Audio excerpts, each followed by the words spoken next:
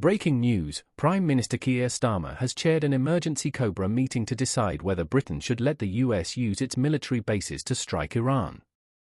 Because nothing says calm leadership like asking, should we help bomb a nuclear site or now? The potential targets?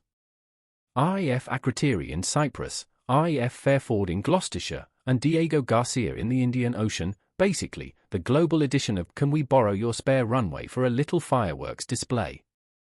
There's been no official US request yet, but let's be honest, Donald Trump hinting at airstrikes is now just part of the weather report.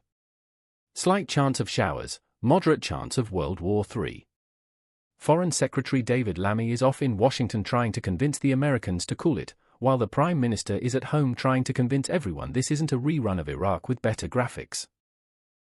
British Typhoon jets are already in the region, embassy staff have been quietly airlifted, and British citizens in Israel have been told to stay indoors, which is exactly what you want to hear while missiles are flying and your Prime Minister is checking his inbox.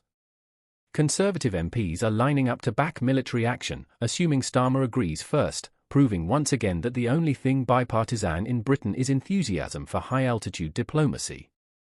Labour ministers insist any support would be defensive only, which sounds reassuring, until you realise that flying fuel to bombers tends to look a bit offensive to the people getting bombed.